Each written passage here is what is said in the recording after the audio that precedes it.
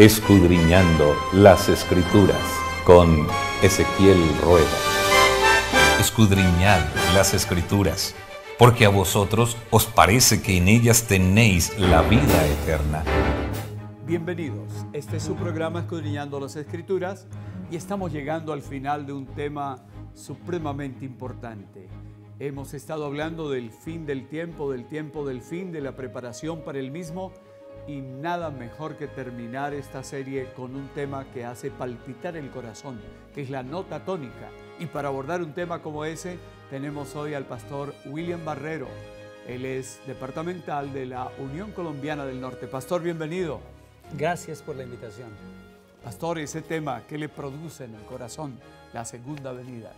Bueno, la segunda venida es la esperanza bienaventurada. Después de que el libro de Apocalipsis nos ha llevado por una serie de temas sumamente importantes, como esa gran batalla del Armagedón, que fue la batalla entre las fuerzas del bien y las fuerzas del mal, entonces finalmente el libro de Apocalipsis nos lleva al clímax de la historia con el gran evento de la segunda venida de nuestro Señor Jesucristo a esta tierra. Y yo me alegro que Él murió en la cruz, que Él resucitó, que Él ascendió, pero me alegro porque Él no nos dejará en este mundo de pecado, pero regresará muy pronto para sacarnos de esta tierra y llevarnos al reino de los cielos. Así es, pastor. Y al abordar entonces el tema del regreso de nuestro Señor Jesús, aparece el nombre de nuestra iglesia, Iglesia Adventista del Séptimo Día,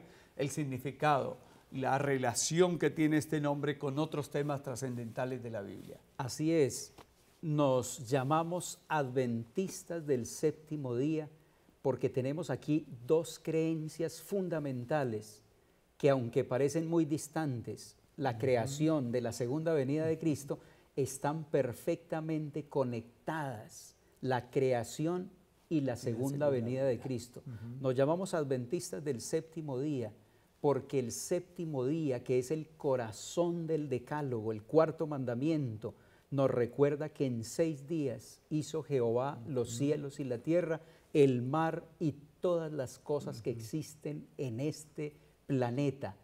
Por eso somos adventistas del séptimo día, cuando el mundo proclama la evolución y el origen de las especies y nos quieren hacer creer que los seres humanos venimos de especies inferiores.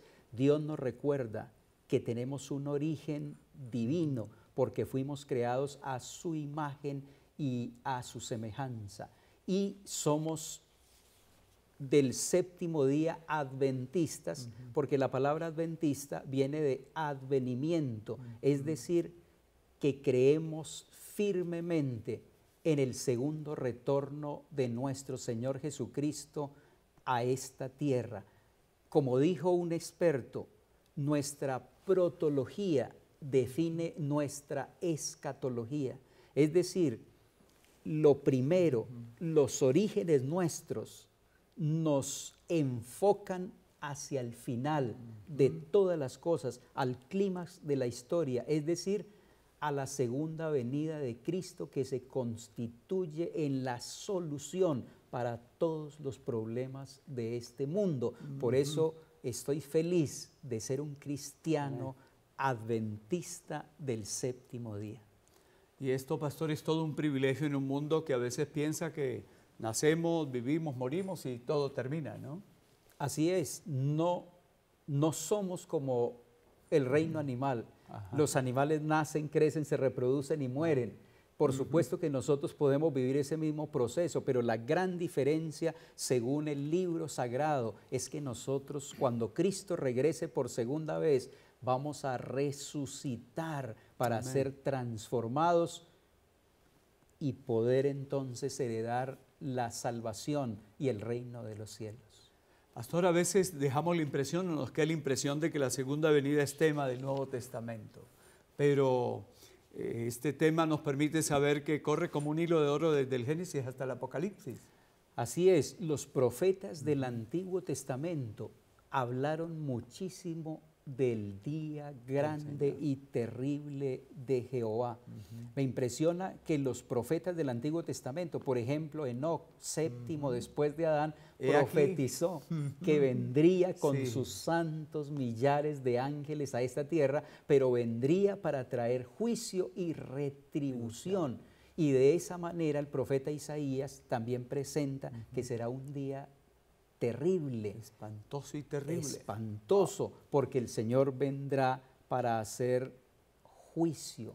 El libro de Apocalipsis también dice que cuando Cristo regrese, el cielo se va a desenvolver como un rollo, y los ricos y los pobres y los capitanes y los poderosos de esta tierra tendrán que correr, y ellos que no quisieron aceptar a Jesucristo como Salvador personal tendrán que hacer una oración suicida y decir a las peñas y a las rocas: caed sobre nosotros y escondednos de aquel que viene. Así que la Biblia no presenta la segunda venida de Cristo a esta tierra como un evento tranquilo y pasivo, porque ya Él no vendrá como un carpintero humilde, como el niño de Belén, pero ahora dice la Biblia que vendrá como Rey de Reyes y Señor de Señores. Pastor, y eso es un cuadro que se repite en la Sagrada Escritura. Pero para un hijo de Dios, frente a esa perspectiva, ¿qué esperanza, qué seguridad tenemos? Por supuesto, será un día terrible para aquellos no que preparados, no han aceptado a Jesucristo como su Salvador personal.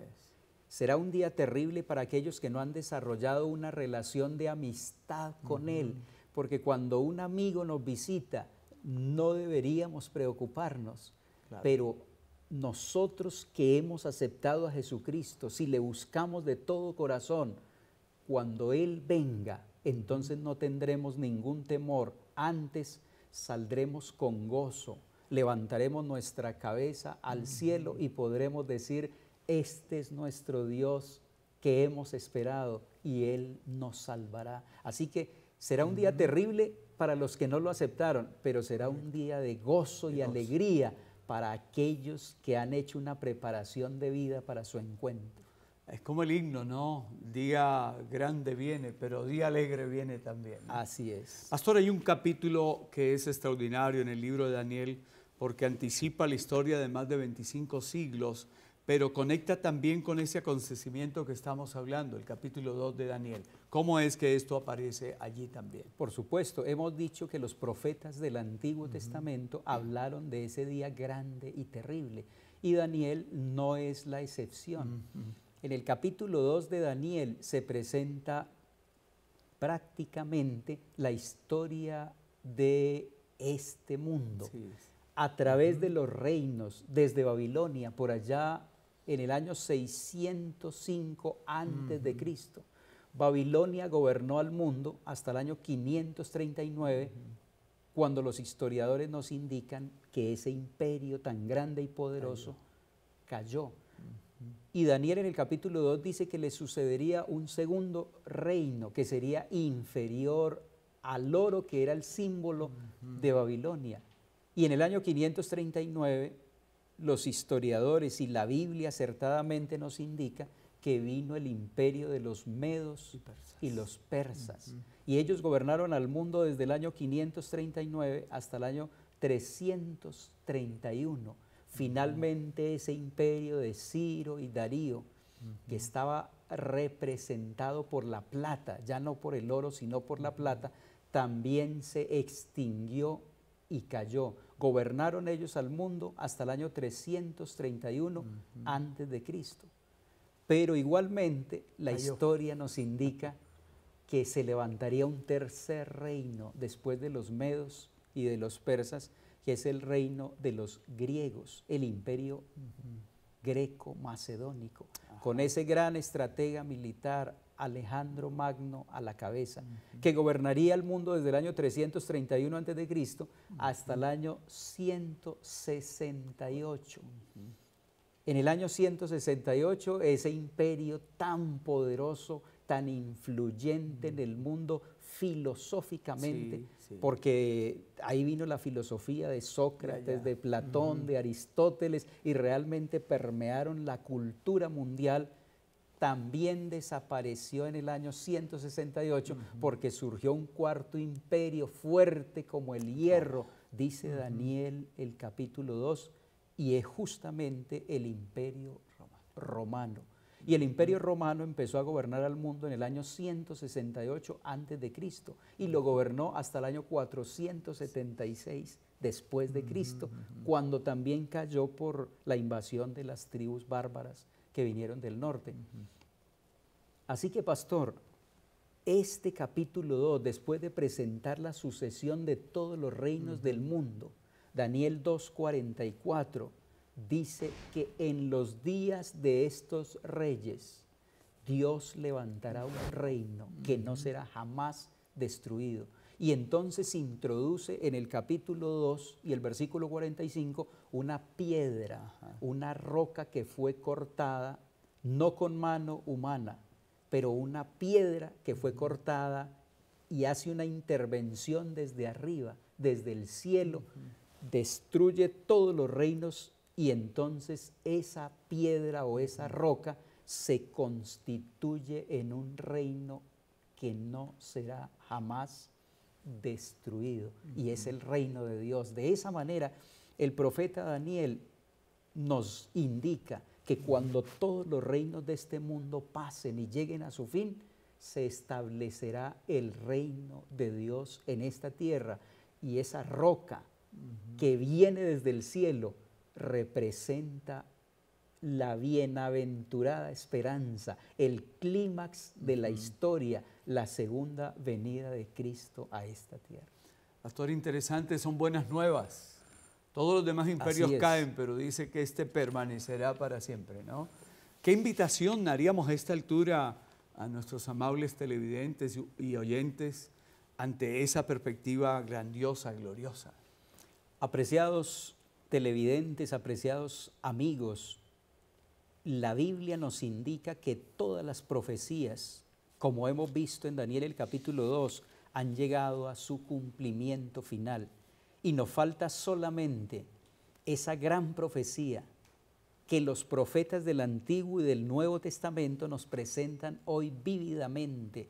Cristo Jesús regresará muy pronto, pero Amén. Dios nos invita a que podamos prepararnos y estar listos para encontrarnos con Él cuando regrese y poder recibir entonces de Él las palabras que dicen: bien, buen siervo y fiel, sobre poco has sido fiel, sobre mucho te pondré, entra en el gozo de tu Señor. Preparémonos para ese encuentro con nuestro Dios cuando regrese muy pronto por segunda vez. Pastor, esto es un futuro con esperanza el que nos espera. Así es. ¿Cómo estar seguros de que esa promesa se cumplirá, pastor? ¿Cómo podemos estar seguros de que Cristo regresará como lo prometió? Porque Él dijo antes de irse: no se angustien ustedes, crean en Dios y crean también en mí, dijo Jesucristo. En la casa de mi Padre muchas moradas hay. Si así no fuera, yo no les diría esto: voy pues a preparar un lugar para vosotros. Y si voy y les preparo ese lugar, vendré otra vez y los tomaré conmigo, para que donde yo estoy, vosotros también estéis. La Biblia presenta por lo menos dos argumentos poderosos, pastor, que nos indican a nosotros que Cristo Jesús está a las puertas. En todas las épocas, en todas las edades, los seres humanos se han hecho la pregunta: ¿cuándo? ¿Cuándo regresará nuestro Señor Jesucristo?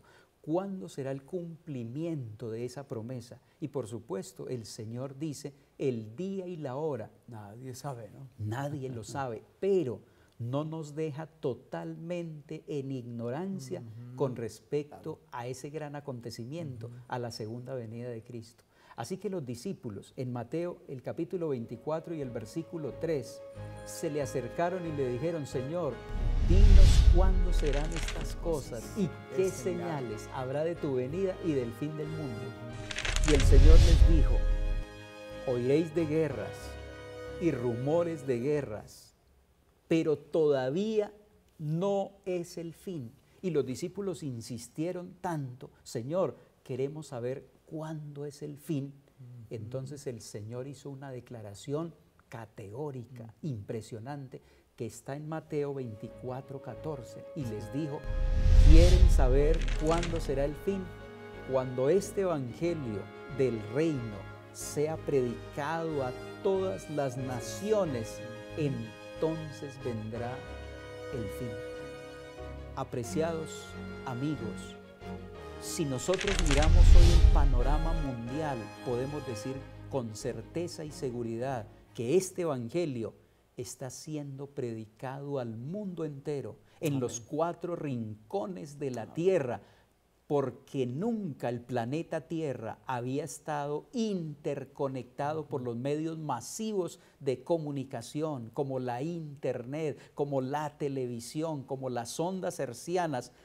El mundo está conectado y el evangelio a través de esos medios masivos y esas redes masivas de comunicación, este evangelio está siendo predicado al mundo entero, aún en la región más resistente de este planeta, que se denomina la ventana 1040. Allí están llegando miles de misioneros para proclamar las buenas nuevas de la salvación. Y Jesucristo dijo, cuando este evangelio sea predicado a todo el mundo, entonces vendrá el fin. Nosotros, esta generación, está siendo testigo ocular de la predicación del evangelio al mundo entero.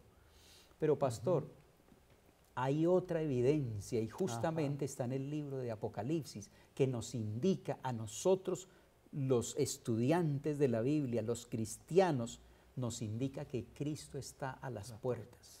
Apocalipsis, el capítulo 2 y el capítulo 3 hablan del mensaje a las 7 iglesias.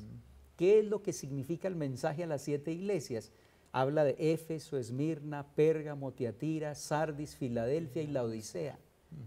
Esos 7 iglesias representan 7 períodos históricos y proféticos a través de los cuales pasaría la iglesia de Cristo desde su fundación en el año 31 de nuestra era hasta su regreso por segunda vez a esta tierra.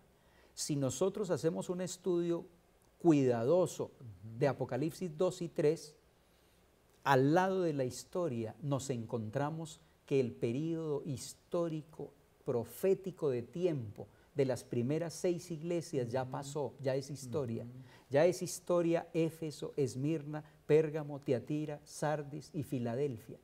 La profecía nos indica que estamos viviendo en los últimos días del período de la Odisea y que cuando termine ese 7º período, Cristo vendrá, porque no hay un 8º período.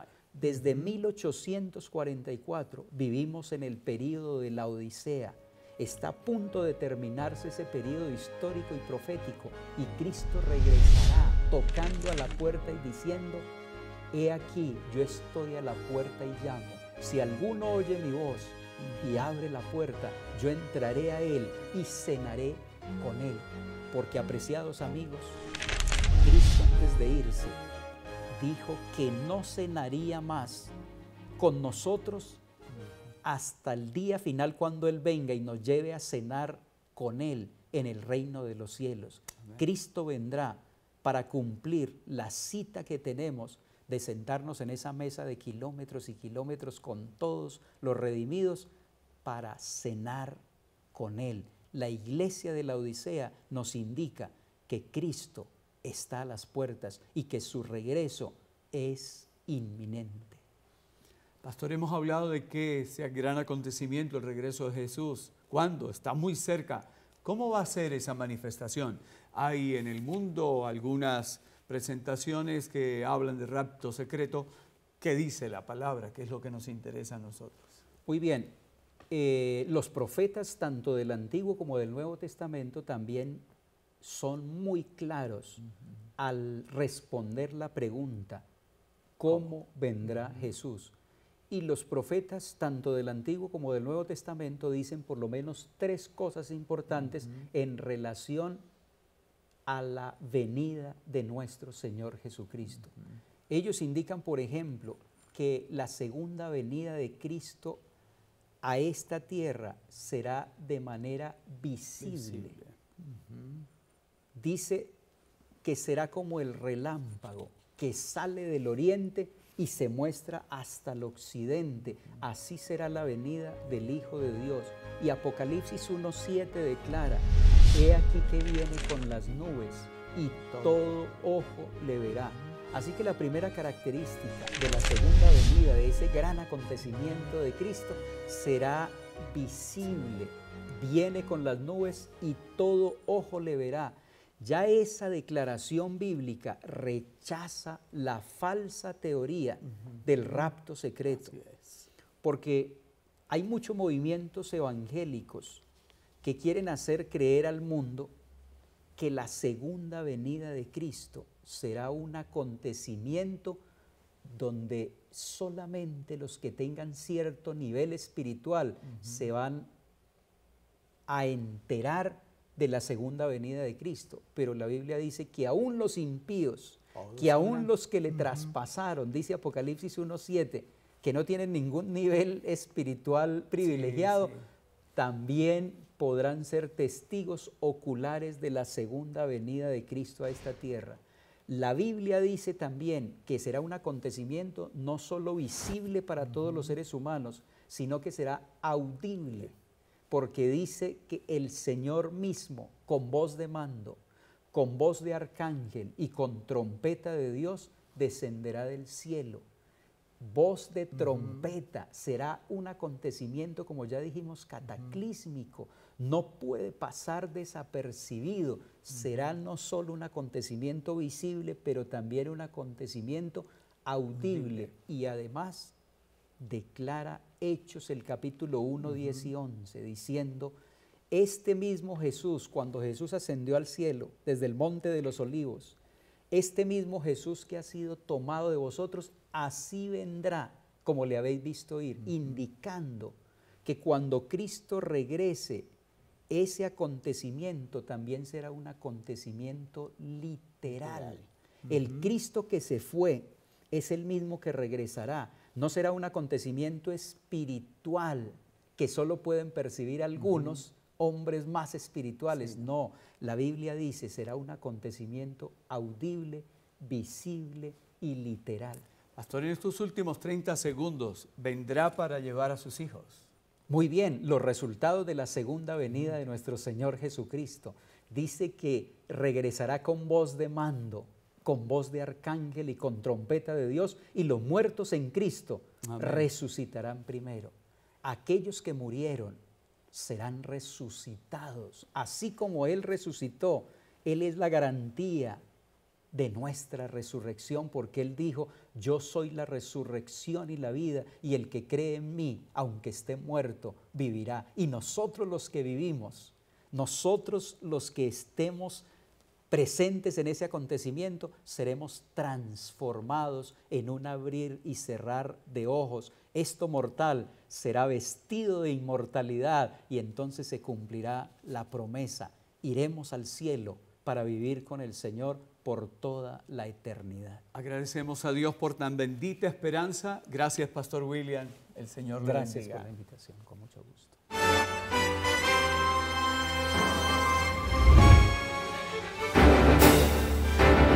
Hacemos nuestros ojos,